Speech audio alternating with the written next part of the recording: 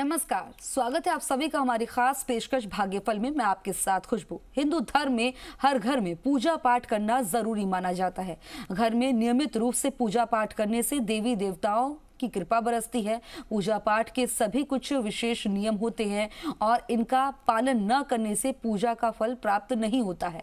इस विषय पर हमें विस्तार से जानकारी देने के लिए हमारे साथ जुड़ रहे हैं ज्योतिष परिषद एवं शोध संस्थान अध्यक्ष ज्योतिषाचार्य पंडित पुरुषोत्तम गौड़ जी। आचार्य जी, स्वागत है आपका हमारी खास पेशकश में।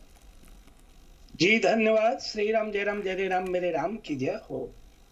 और अगर आपके मन में कोई भी शंका है तो आप हमारे साथ जुड़कर पंडित जी से अपनी समस्या का हल जान सकते हैं। हमारा नंबर आपकी टीवी स्क्रीन पर लगातार फ्लैश होता रहेगा। पहला नंबर है 0120715378 दूसरा नंबर 01207153826। ये दो नंबर लगातार फ्लैश होंगे। इन पर आप कॉल करके आचार्य जी से अपना सवाल कर सकते हैं, मन की शंका को दूर कर सकते हैं।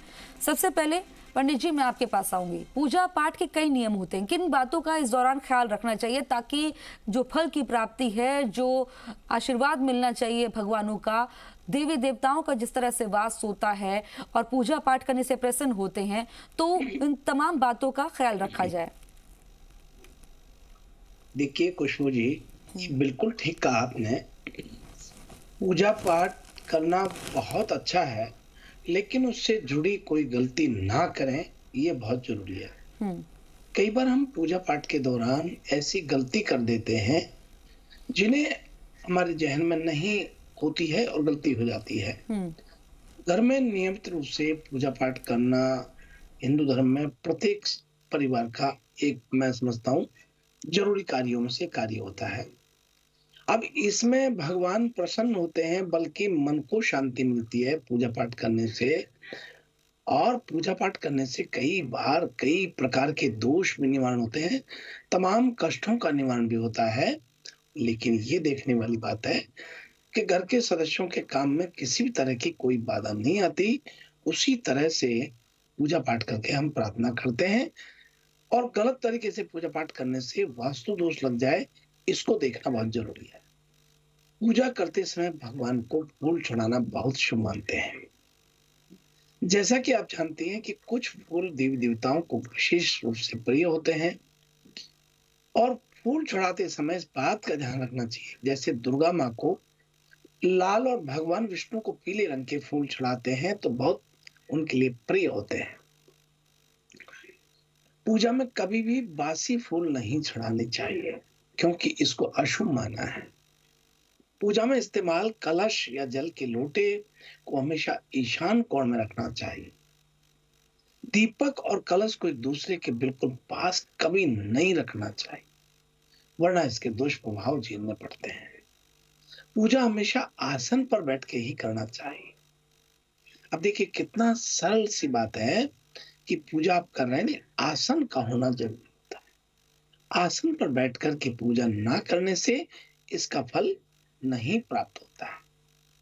और पृथ्वी में गुरुत्वाकर्षण शक्ति होती है, तो आप जो पूजा पाठ करते हैं वो गुरुत्वाकर्षण शक्ति खींच लेती है। इसलिए बीच में एक आसन लगाते हैं, आसन पे बैठ करके पूजा करना, और उसके बाद उठ करके फिर उस आसन के नीचे प्रणाम करना, यानी अपने सिर के लगाना, अपने हृदय के लगाना, हाथ लगा करके। इसका मतलब ये हुआ कि आपको पूजा का फल आपको प्राप्त हो रहा है। आसन का रंग का चुनाव करना चाहिए, अपनी राशि के अनुसार आसन होना चाहिए।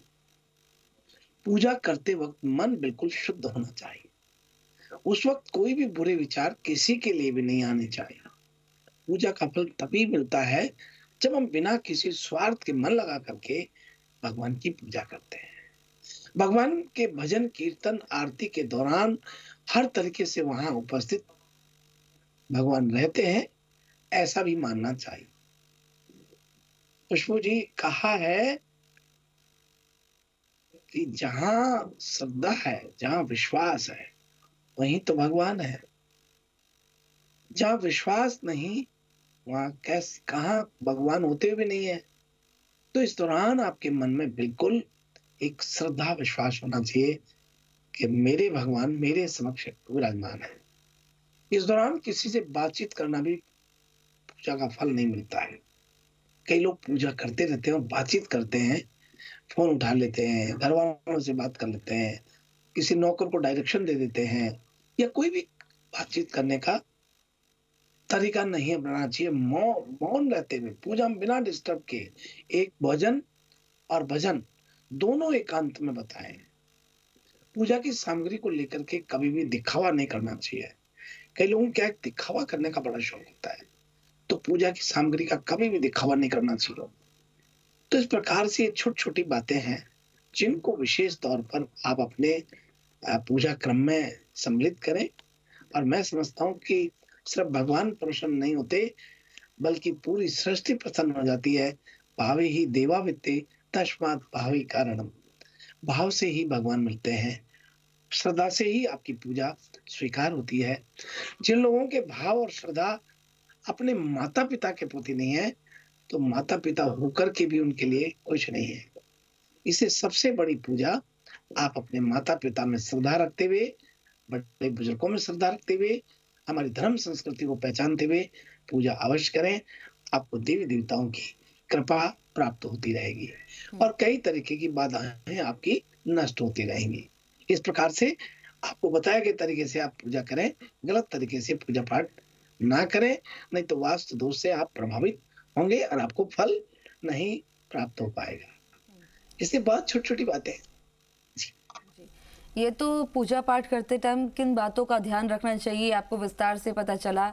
उम्मीद करते हैं इन बातों का आप ख्याल रखेंगे जब पूजा पाठ करेंगे। अब कुछ कॉलर्स पंडित जी जुड़ने लगे, उनके मन की जो शंकाएं हैं वो आपसे जानकर बातचीत करके उन्हें दूर करना चाहते हैं। तो ऐसे में पहले कॉलर जो जुड़ रहे हैं वो अपने मन की शंका को दूर कर सकते हैं पंडित जी से बातचीत करके। हेलो। आपसे एक गुजारिश है कि अपने टीवी का वॉल्यूम बंद कर लीजिए ताकि आपकी आवाज सही तरीके से हम तक पहुंच सके। राम राम गुरुजी। जी राम राम जी। मैं अपनी बेटी सानिया के बारे में पूछना चाहती हूँ। इसका जन्म तिथि है 23/6/2007। जी। उसके पढ़ाई के बारे में समय और शहर।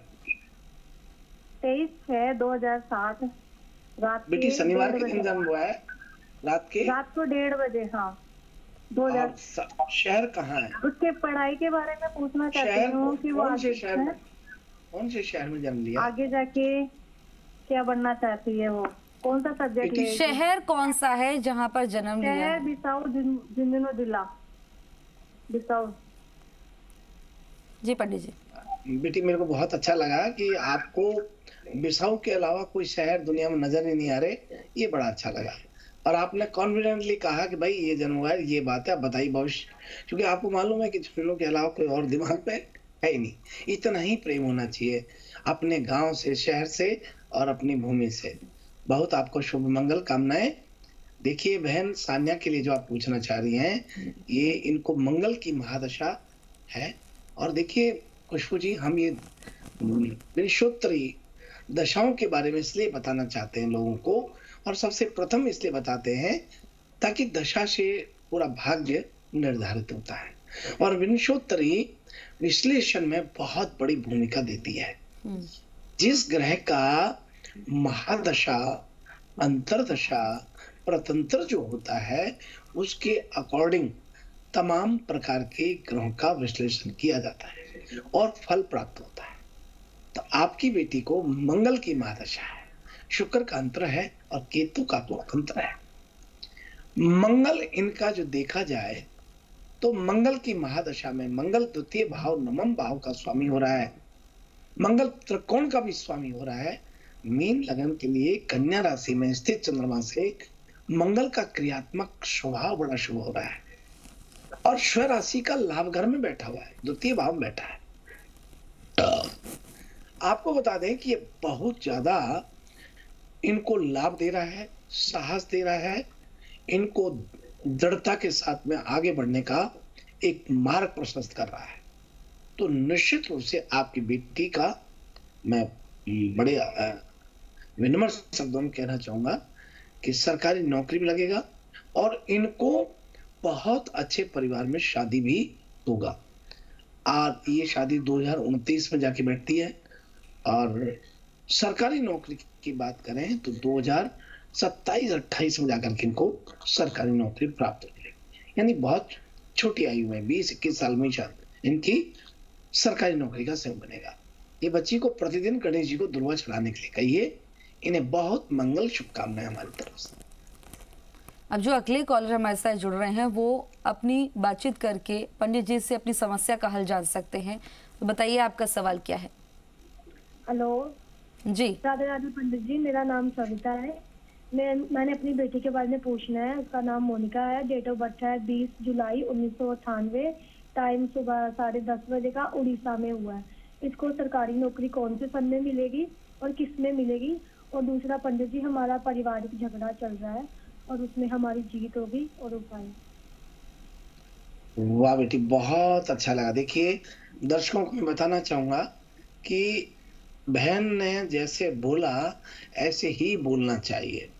आपको बिना वक्त गंवाए 3-3 बार रिपीट किए बिना एक बार में सविता जी ने सब कुछ बोला और बहुत अच्छे से बोला।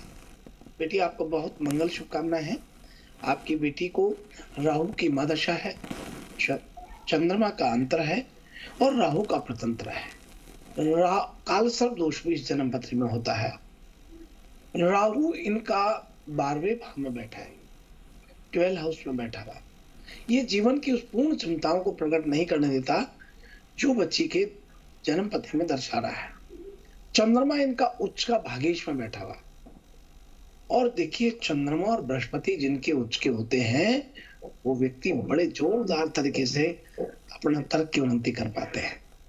तो आपको बता दें कि इसकी सरकारी नौकरी भी लगती है और जो आपके राजकीय केस किसी तरह के पारिवारिक रूप से प्रभावित कर रहे हैं आपको, उसमें भी आपको सफलता प्राप्त होती है। कृपा करके प्रतिदिन हनुमान जी के मंदिर में संध्या के समय देसी घी का दीपक जलाएं और मंगलवार के दिन हनुमान जी को पोशाक चढ़ाएं और हनुमान जी की जितनी सेवा हो सके वो आप करें। क्योंकि जन्म पत्री में सूर्य भाग्यवश कर्क राशि में मित्र राशि में बैठा हुआ है और सूर्य और चंद्रमा दोनों अपना बल दे रहे हैं, शक्ति दे रहे हैं। और देखिए दोनों देवता साक्षात हैं। सूर्य को हम पिता मानते हैं और चंद्रमा को हम माता मानते हैं। तो आप देखिए माता पिता का जिसको आशीर्वाद होता है वो तो कोई ग्रह की जरूरत ही नहीं है किसी तरह से। वैसे भी इनका गुरु स्वयं राशि का पति के घर में बैठा हुआ, तो ये बहुत तरक्की उन्नति देने वाला है। इनकी शादी भी कोई बहुत अच्छे परिवार में होगी। और ये भी आपको बता दें कि ए नाम का कोई लड़का होगा, 2 बहन भाई वाला परिवार होगा, आपके घर से पूर्व दिशा में 60 किलोमीटर के अंतराल में होगा। और ये बच्ची बड़ी भाग्यशाली है। आप ये कीजिए, आपको बहुत मंगल शुभकामनाएं। चलिए अगले कॉलर जो हमारे साथ जुड़ रहे हैं, मन में जो भी शंका है वो पंडित जी से बात करके उसे दूर कर सकते हैं। आपका सवाल क्या है बताइए। हेलो, आपको मेरा सत नमस्कार। मैं सुरेंद्र बोल रहा हूँ सुजानगढ़ से। जी सुरेंद्र जी, आपको मेरा नमस्कार। नमस्कार। अच्छा जी, बहुत बहुत बहुत मंगल शुभकामनाएं। आपको बहुत बहुत स्वागत है। आप बड़े अभिनंदन में। और हमारा वेद भी कहता है कि जो व्यक्ति अभिनंदन करके बात करता हो वही तो संस्कारवान जाना जाता है, वही तो धार्मिक और आध्यात्मिक व्यक्तित्व के धनी होते हैं। अभिवादनशील नित्यसेवन है। जिसने झुकना सीख लिया, जिसने अभिवादन करना सीख लिया, वो दुनिया की सबसे ताकतवर व्यक्ति बन करके आगे बढ़ता है। जिसमें विनम्रता नहीं है वो तो मुर्दा होता है, खड़क हो जाता है। जो जीवित व्यक्ति है उसमें तो विनम्रता ही होनी चाहिए। आपका तो हम बहुत स्वागत करते हैं। हमारे प्रतिदिन प्रोग्राम को देख करके आप अपना नाश्ता ब्रेकफास्ट करते हैं। खुशबू जी, सुरेंद्र जी पिछले कई वर्षों से लगातार प्रोग्राम देखते हैं। क्या आपका जनाब आदेश है, बताइए आप। मैं ये पूछ रहा हूँ कि मेरे पूजा के अंदर गुड़हल का फूल और चंपा का फूल चढ़ाता हूँ, गुड़ भी चढ़ाता हूँ, तो वो आचार्य जी इससे क्या होता है कि चींटियां आ जाती है काली छोटी छोटी, तो कई बार मुझे बंद करना पड़ता है। तो ये क्या चींटियों का क्या इलाज है इनका? आनी चाहिए नहीं आनी चाहिए? चींटियां कैसी आती हैं? काली होती है छोटी छोटी। हाँ देखिए, अब आपने ये प्रश्न एक समझता हूँ सभी दर्शकों के हित वाला प्रश्न किया है। ये प्रश्न वो है जो सभी दर्शकों को बहुत बहुत जो है लाभ देने वाला प्रश्न है। गुड़ैल का फूल तो देवी को प्रिय होता है, और जो चंपा का फूल की बात कर रहे हैं ये शिव जी को प्रिय होता है। अब दोनों, आप देवी का और शिव जी का, वैसे तो ये माना जाता है कि हमारे शिव ही शक्ति हैं। तो शिव पुराण में ये दिया गया है कि धन प्राप्ति का सबसे सरल उपाय है कि आप गुड़ैल का, चंपा का फूल शिव जी को चढ़ाएं और गुड़ैल का फूल देवी को चढ़ाएं। ये बड़ा एक छोटा सा बात है, लेकिन बहुत ही महत्वपूर्ण बात है। और विशेष रूप से धार्मिक अनुष्ठान, पूजन, आरती में बिना फूल चढ़ाए बिना पूजा नहीं करना चाहिए। फूलों के संबंध में शारदा तिलक नामक एक पुस्तक है, उसमें दिया है देवस्य मस्तकम कुर्यात् पुष्पो सोपहितम सदा, कि देवताओं का मस्तक सदैव पुष्प से सुशोभित रखने वाला व्यक्ति अपने जीवन में सुशोभित होता है। सभी दर्शकों के लिए बड़ी महत्वपूर्ण बात है, पुष्प चढ़ाने के बाद ही अपनी पूजा का शुभारंभ करना चाहिए। आचार भूषण ग्रंथ में भी, किताब में भी लिखा है कि भगवान श्री गणेश को तुलसी दल को छोड़ करके सभी प्रकार के फूल चढ़ा सकते हैं। पद्म पुराण में आचार रत्न में लिखा है तुलस्या गणादीपम, अर्थात तुलसी से गणेश की पूजा कभी न करें। गणेश जी को दुर्वा चढ़ाने की परंपरा बनाए रखें। गणेश जी को दुर्वा बहुत प्रिय होती है, और दुर्वा के ऊपर इससे पर 3 या 5 पत्तियां चढ़ाते हैं तो बड़ी उत्तम होती है। मैं आपको बताना चाहता हूं, भगवान शंकर को धतूरे का फूल, हार श्रृंगार का, नाग केसर के सफेद पुष्प, सूखे कमलगट्टे, कनेर, कुसुम, आंकड़ा, कुश आदि के फूल चढ़ाने का विधान है। भगवान शिव को केवड़े का पुष्प कभी नहीं चढ़ाना चाहिए।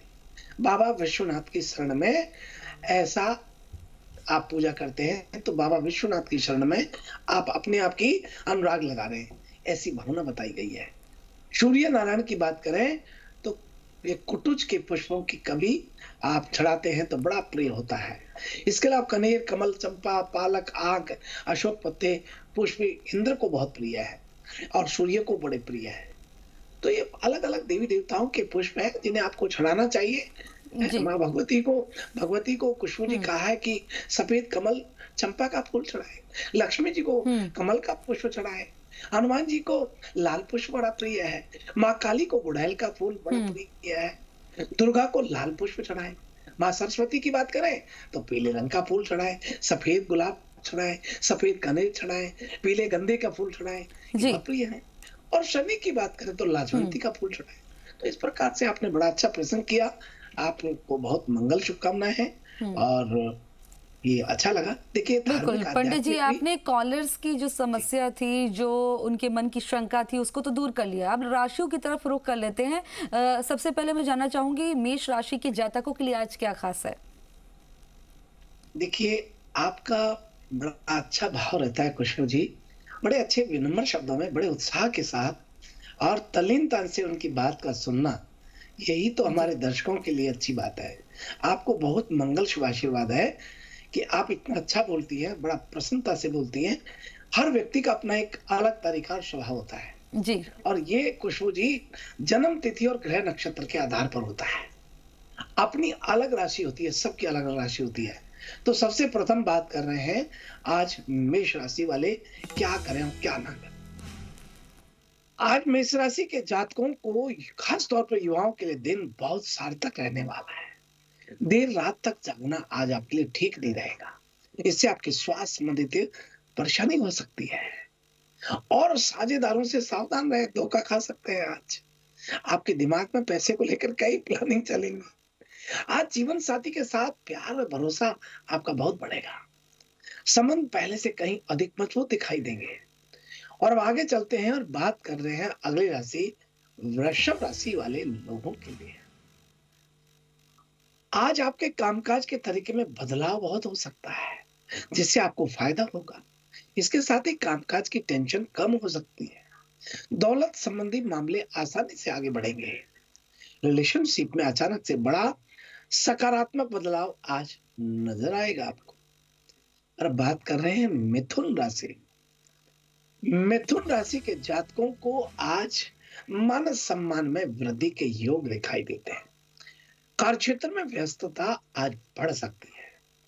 आप अपने पार्टनर के साथ इंटरनेट पर समय बिताएंगे या फोन पर मधुर संवाद कर सकते हैं। आज आप शारीरिक रूप से अत्यधिक ऊर्जावान और सक्रिय महसूस करेंगे।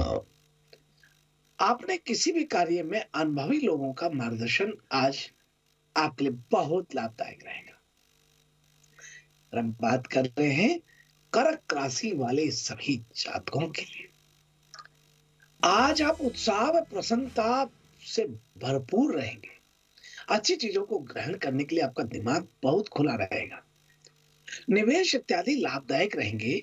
आज के दिन पिछले आर्थिक संकट का सामना कर रहे हैं जो लोग, उन्हें राहत प्राप्त होती है। दाम्पत्य जीवन में आज बहुत खुशियां नजर आ रही हैं। और अब अगली राशि का रुख करते हैं सिंह राशि वाले लोगों के लिए। आज आपके काम की गति धीमी थोड़ी रहेगी। परिजनों से चल रहे या चले आ रहे मतभेद आज समाप्त हो रहे हैं। कुछ साहसी फैसले सफलता दे सकते हैं। कारोबारी इस समय थोड़ा धैर्य रखें। कपड़ों के व्यवसायियों को और व्यापारियों के लिए आज मायूसी भरा रह सकता है। अध्ययन में सफलता आज आपको प्राप्त होती है। और अब अगली राशि का रुख करते हैं कन्या राशि वाले लोगों की। आज आपका स्वास्थ्य बहुत अच्छा बना रहेगा। आपका पारिवारिक जीवन शांतिपूर्ण खुशहाल बनेगा। आपको अपनी मेहनत के बेहतर परिणाम प्राप्त होंगे। पर्यटन से जुड़े लोगों का धन लाभ होने के योग बन रहे हैं। आज प्रेम के नजरिए से आज का दिन आपके लिए खुशियां भरा रहने वाला है। और अब आगे बढ़ते हैं और बात कर रहे हैं तुला राशि वाले लोगों के लिए। आज आशा निराशा के मिश्रित भाव मन में रहेंगे। स्वभाव में चिड़चिड़ापन रहेगा। आज कोई अनजान व्यक्ति आपको अच्छा मुनाफा करवा सकता है। और आपको बता दें कि कुछ खरीदने से पहले उन चीजों का इस्तेमाल करेंगे जो पहले से आपके पास है। शिक्षा के क्षेत्र में आज आपको कड़ी मेहनत करनी पड़ सकती है। और अब अगली राशि का रुख करते हैं वृश्चिक राशि वाले लोगों के लिए। इस समय कर्म प्रधान होना आपके भाग्य को प्रबल बनाता है और समय का उचित सदुपयोग आज आपको करना चाहिए। घर में उपयोग होने वाली वस्तुएं खरीद सकते हैं और आपको कार्य क्षेत्र में कोई बड़ा प्रोजेक्ट आज प्राप्त होने वाला है। और अब आइए हम बात कर रहे हैं धनु राशि वाले लोगों के लिए। आज आपके रुके हुए सभी काम जल्द पूर्ण होते हैं। नौकरी में उच्च अधिकारी प्रसन्न रहेंगे। कुछ नया सोचने में खुद को असमर्थ महसूस करेंगे। और अब बात कर रहे हैं मकर राशि वाले सभी लोगों के लिए। आज सामाजिक प्रतिष्ठा में वृद्धि दिखाई देती है। आर्थिक लाभ के अवसर मिलते हैं। विद्यार्थियों को शिक्षा के क्षेत्र में आगे बढ़ने के आज अनुभवी लोगों से सलाह लेकर के मार्ग प्रशस्त हो रहे हैं। साथ ही सामाजिक कार्यों के प्रति आपकी रुचि आज बनी रहती है। और बात कर रहे हैं कुंभ राशि वाले सभी लोगों की। आज बैंक के लोन उधार के पैसे का लेन देन करना मुश्किल में डाल सकता है। आज रिश्तेदारों के साथ वाद विवाद होने से संबंध खराब हो सकता है। सेहत को लेकर सचेत रहें। विद्यार्थियों को अपनी पढ़ाई का पर ज्यादा ध्यान देने की जरूरत है। पुराने इन्वेस्टमेंट का फायदा आज आपको प्राप्त हो सकता है। जल्दीबाजी में कोई भूल भी आज आप कर सकते हैं। और अब बात कर रहे हैं मीन राशि वाले सभी जातकों के लिए। आज मीन राशि के जातक अपने किसी सहयोगी का ज्यादा साथ आपको कारोबार में प्राप्त होगा, लेकिन बिगाड़ सकता है। इसलिए सावधानी के साथ काम करें। आज आपका स्वभाव थोड़ा उग्र हो सकता है, लेकिन शांति से काम लें। किसी पुराने साथी से किसी बात को लेकर आज झगड़ा हो सकता है। घर बाहर प्रसन्नता का वातावरण रहेगा। विद्यार्थी वर्ग के लोगों का मन पढ़ाई में लगेगा। मनोरंजन संबंधी गतिविधियों में परिवार के साथ उचित समय व्यतीत करेंगे। इस प्रकार से आज का हमारा अपना यह है राशिफल। पंडित जी, तमाम कॉलर्स की शंकाओं को दूर करने के लिए, राशिफल बताने के लिए, मेरे सवालों का जवाब देने के लिए आपका बहुत बहुत आभार। जी, शुभ आशीर्वाद, शुभ प्रभात। श्री राम जय राम, जय जय राम, मेरे राम की जय हो। और हमारी खास पेशकश भाग्यफल में फिलहाल मेरे साथ इतना ही। मुझे दीजिए इजाजत। आप देखते रहिए जी राजस्थान। नमस्कार।